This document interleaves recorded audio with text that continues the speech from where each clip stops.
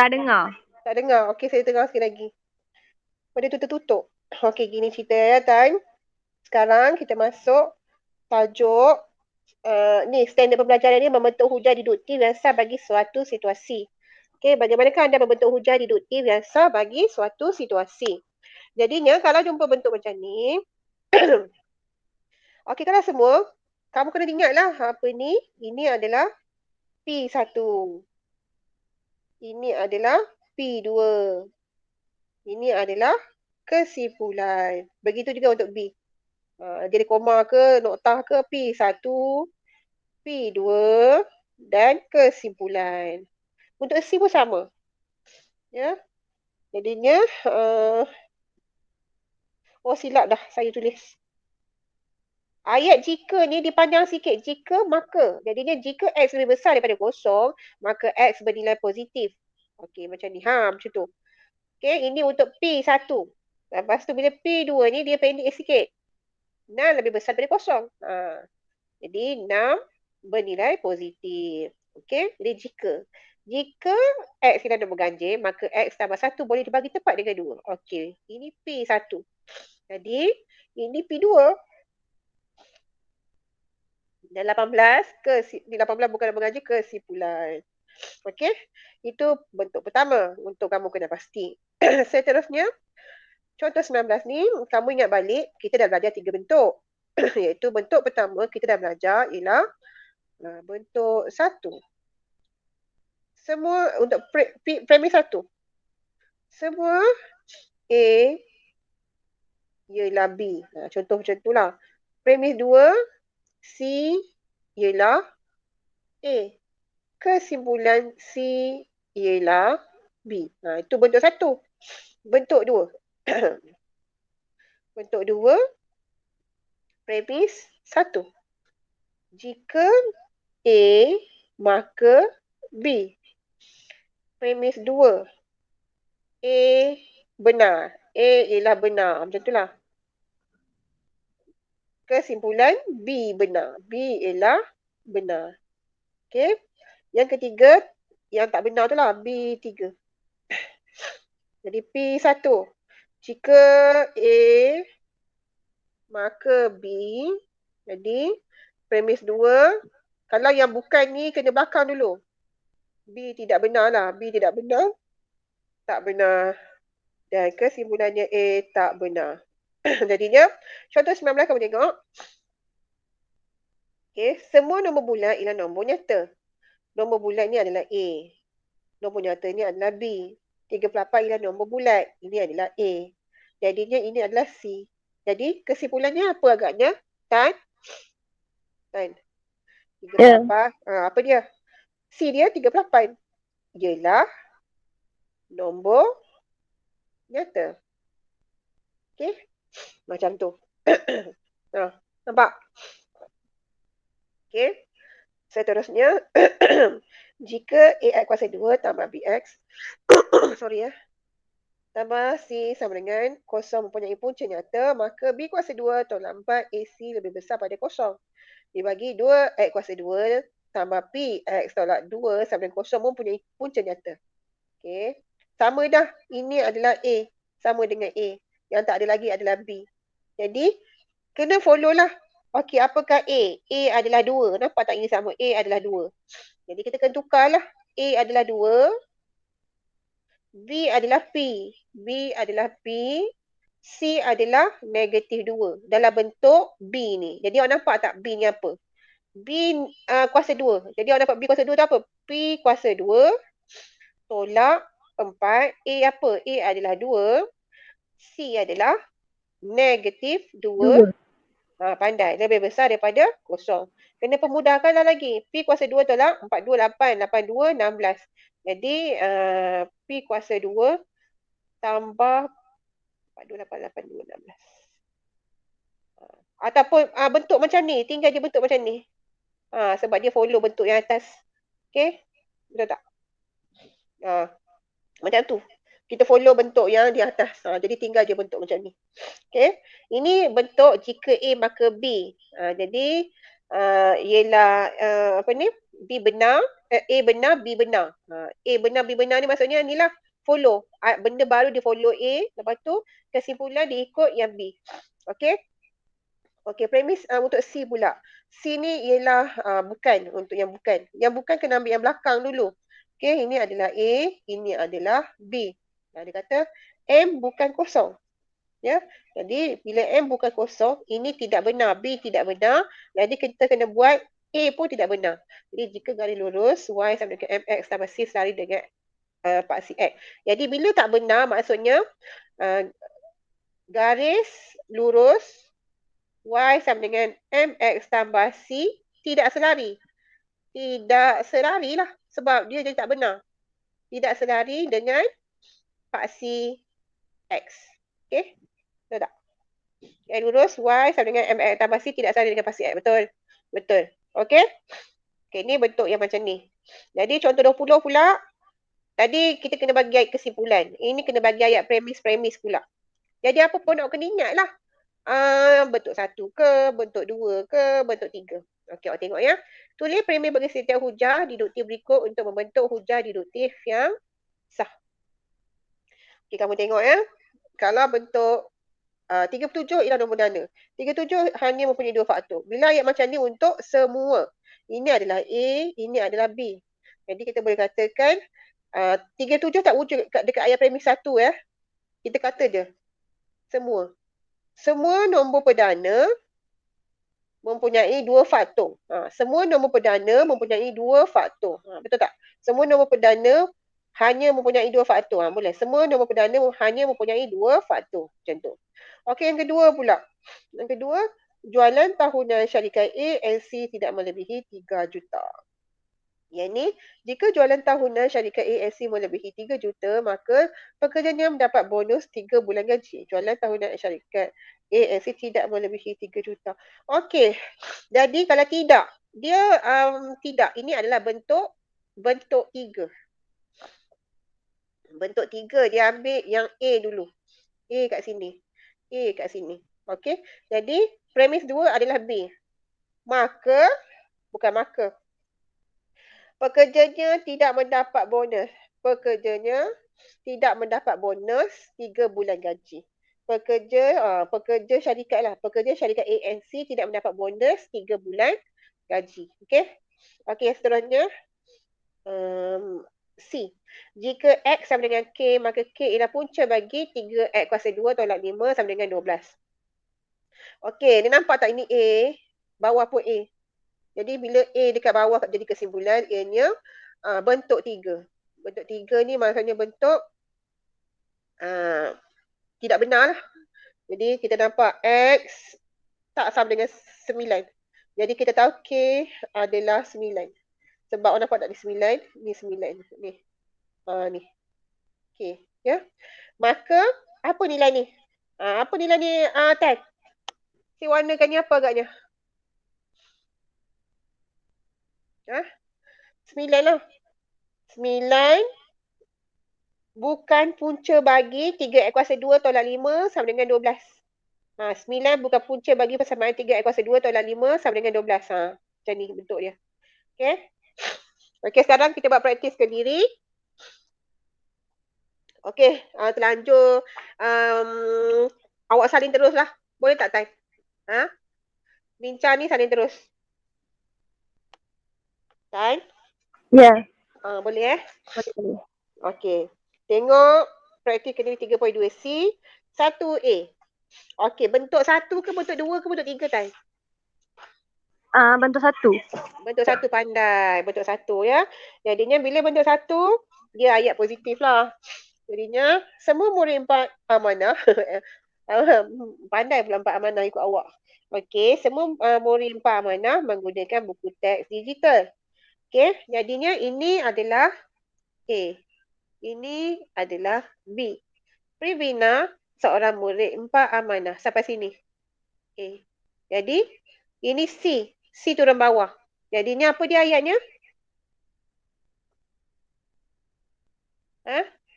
C ni, ayat C ni kena turun bawah. Jadi, kita boleh katakan Privina.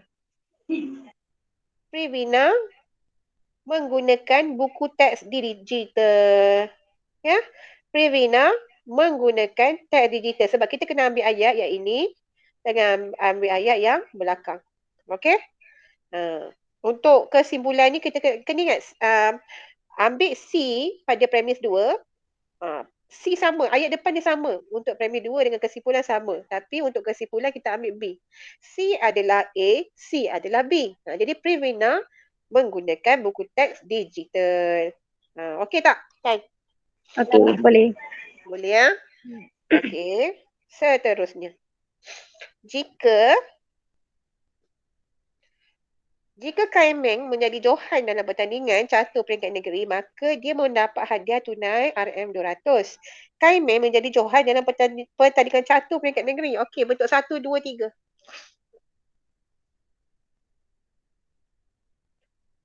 Kalau jika bentuk apa? Jika yang benar. Bentuk 2. Pandai, bentuk 2 betul. Jadinya bentuk 2. Bentuk 2 kalau benar, A dulu, lepas tu B. Okey, tengok ya. Dia kata Kaimeng. Kaimeng menjadi Johan dalam pertandingan catur peringkat negeri. Kaimeng menjadi Johan dalam pertandingan catur peringkat negeri. Jadi, dia mendapat hadiah tunai. Kalau kamu tak nak letak dia pun, kamu kena refer ayat di atas lah. Ya. Ayat di atas apa? Ayat di atas dia adalah tentang Kaimeng. Jadi, awak boleh kata Kaimeng, untuk letak kat bawah, Kaimeng mendapat hadiah tunai RM200. Okey. Kaimeng mendapat Hadiah tunai 200. Ya, pandai. Hadiah tunai RM200. Okey. Okey dah. Dah Dah. Okey, C pula. Jika segi 4 PQRS ialah poligon sekata, maka segi 4 PQRS ialah segi 4 sama. Segi 4 PQRS bukan. Ada yang bukan. Bentuk 1, 2, 3. Bentuk 3. Ya, pandai bentuk 3. Bentuk 3, kalau bentuk 3 maksudnya dia ambil premis 2 ni, ini adalah apa? B kan? Kita balik. B. Dia ambil yang belakang. B. Ni B. Jadi A yang tak cakap lagi. B. Yang ni B.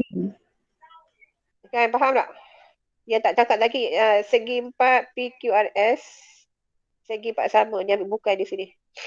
Ini dia bukan. Ni segi 4 PQRS. Segi 4 sama. B. Jadi untuk A, segi 4 PQRS bukan. Ialah jadi bukan. Ni ialah ni jadi bukan lah. Pada kesimpulan. Segi 4 PQRS bukan poligon sekata. Boleh? Boleh. Tak payahlah buat banyak. Tapi apa hal ni? Okey. Tak payah. Yang ni tak payah buat lah. Kita bincang je. Awak dah buat AB kan? Ya. Yang ni bentuk 1, bentuk 2, bentuk 3. Tak apa, kita cari lain. Kuku ada lagi bentuk lain. Ni tak payah buat lah. Okey, sebab panjang-panjang ayat. Tadi pun dah panjang. Okey, D. Semua segitiga sama kaki mempunyai satu faksi simetri. Okey, ayat ni. Pandai. Bentuk 1. Jadinya, ini adalah C. Ini adalah segitiga sama kaki A. A. Okey ya? Jadinya, untuk ayat bawah apa dia? Sudut A, B, ABC C. ialah segitiga sama kaki mempunyai satu faksi simetrik. Sayang, kalau dah ada ayat dekat premis 2, tak payah sebut dah sayang weh. Oh. Jadinya, yang ayat yang tinggal tu. Awak tengok ayat yang tinggal tu apa? Mempunyai satu faksi simetri. Ya, pandai. Mempunyai satu faksi simetri. Okey? Okey, seterusnya. Jika 3M sama dengan 2N, maka M nisbah N sama dengan 2 nisbah 3. Premis 2, 3M sama dengan 2M. Dia follow je. Bentuk apa ni? 1, 2, 3. Bentuk 2. Pandai, bentuk 2. Jadi, M, nisbah N sama dengan 2, nisbah 3. Sebab dia tak ada tukar apa-apa kan. Kita ikut je lah. Kalau ditukar, kita akan tukar. Okey, F pula. Jika M tambah 3 lebih kecil sama dengan 2M tolak 9, maka M lebih besar sama dengan 12. Okey, tengok ayat ni, ayat A ke B? Premis 2 ni ayat A ke B? Ini A, ini B. Premis 2 A ke B? B. Pandai, B. Jadi kalau B ni apa? Bentuk apa? Bentuk 2. Sayang weh. Bentuk 3. Bentuk 3. Jadi kita dah sebut dah yang ni. Jadi tak payah sebut lah. Kesimpulan kita kena sebut yang mana? Kesimpulan kita sebut yang ini tapi tanda tanda dia bertukar. Tanda tanda dia bertukar yang ni. Kita sebut yang ni, tanda tanda dia bertukar. Jadinya, tadi lebih besar sama dengan jadi lebih kecil. Jadi lebih kecil sama dengan jadi lebih besar lah. Sebab dia kena terbalik. M tambah 3 lebih besar. 2M tolak 9. Dia kena bertentangan dengan, okey, nampak ni. Lebih besar sama dengan jadi lebih kecil. Lebih kecil sama dengan jadi lebih besar. Okey? Okey, yang ni awak salin.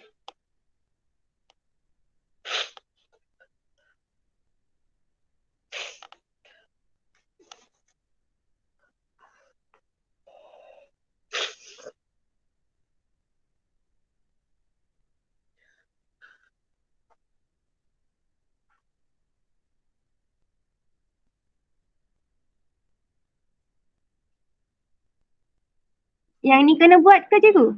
Yang kena buat, okey, awak saya nak buat yang pendek je lah. Bagi awak buat pendek je. A buat. Ya. B tak buat ya?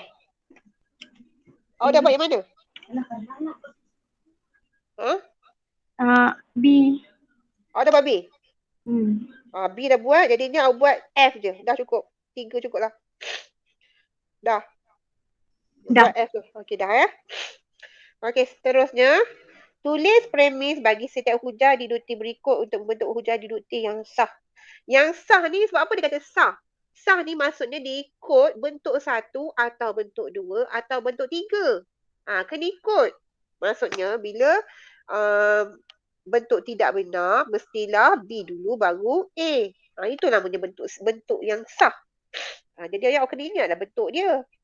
Bentuk 1 macam mana, bentuk 2 macam mana. Okey, awak tengok ni Semua. Bentuk 1, bentuk 2, bentuk 3. Bentuk 1. Pandai. Jadi ayat dia, garis lurus AB selari dengan paksi X. Ada penambahan di sini iaitu AB. Bila ada AB ke atas pun kemungkinan ada AB. Kena tengoklah. Ya. Jadi ayat yang dah sebut, garis lurus tulis premis bagi setiap hujah tidak berikut untuk membentuk hujah tidak yang sah. Garis lurus, semua garis lurus memiliki kecuali sifar dan sifar selari dengan paksi X. Jadi ayat yang telah disebut ialah dengan paksi X, selari dah sebut, garis lurus. Ya. Ini apa? Bak belakang ni apa? Belakang ni. Ini adalah B. Sini adalah B. Sayang, B. Depan adalah yang saya bulat ni, C. C. Garis lurus dah ada tapi AB ni menunjuk refer tentang C lah. Jadinya ayat apa yang belum disebut? Yang belum disebut ialah mempunyai keturunan yang sifar. Mempunyai keturunan sifar. Ini adalah A. Faham tak? Faham. Okey.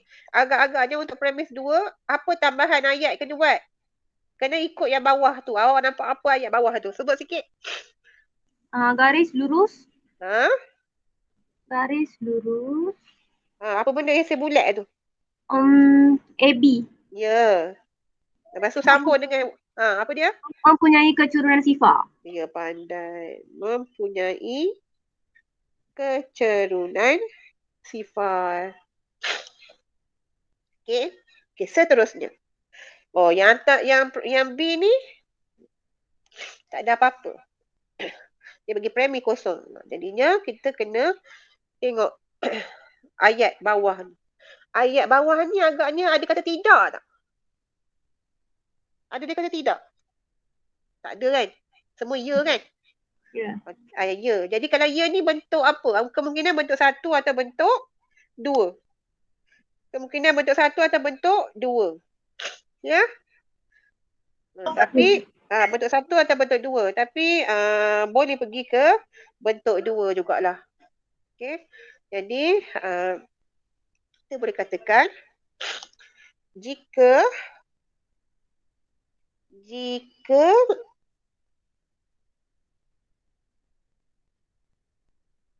dia boleh pergi bentuk satu atau dua. Jadinya kalau bentuk macam ni, ini adalah C. C adalah A, C adalah B. Okey, ini bentuk apa ni? C adalah A, C adalah B. Bentuk satu ke bentuk dua?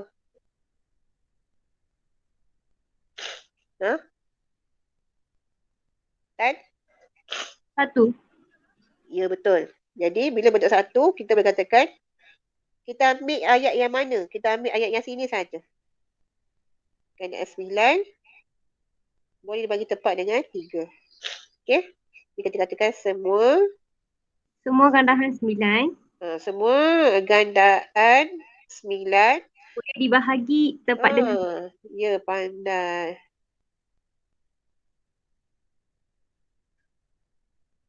Okey, betul. Okey. Okey, seterusnya. C. Poligon P mempunyai 9 bucur. Ayat tak ada. Jadi mungkin bentuk satu, bentuk dua. Tapi nampak jika. Kat depan dia jika. Jadi automatik bentuk apa? dua. Ya, pandai bentuk dua. Jadi kita, kat sini ayat dia dah tulis.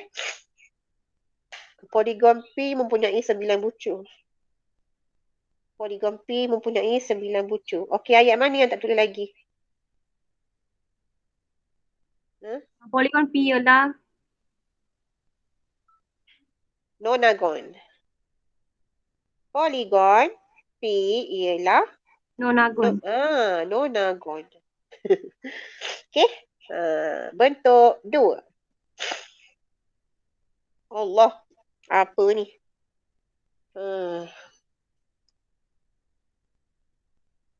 Okey. Macam mana X lebih besar 6, X lebih besar 4.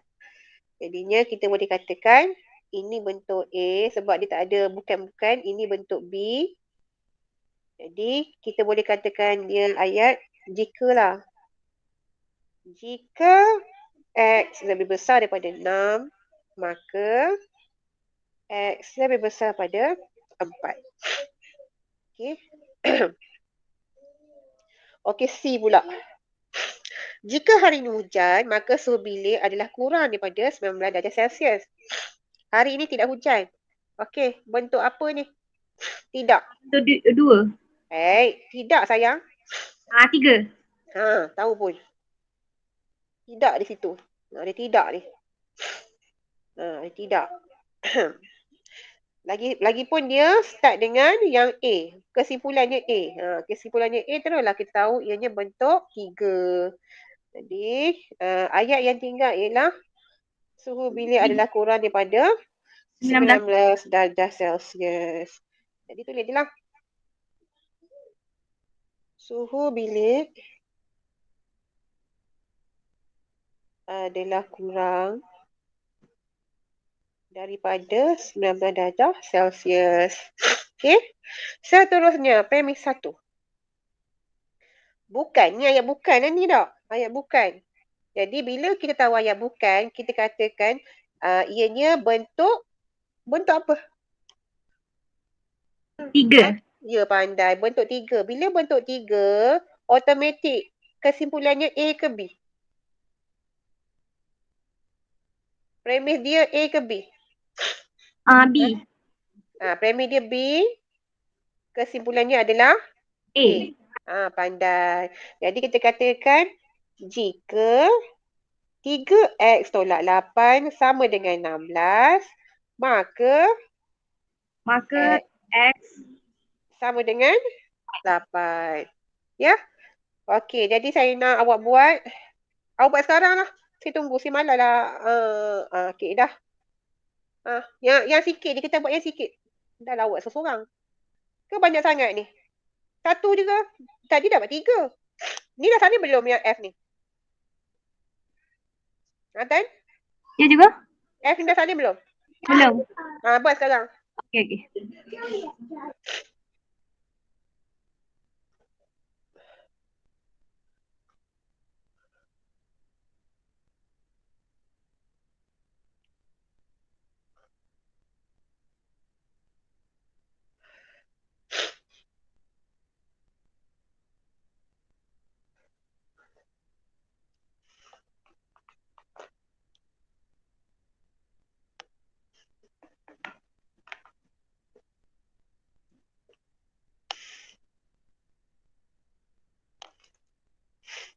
Dah cikgu. Okey, dah.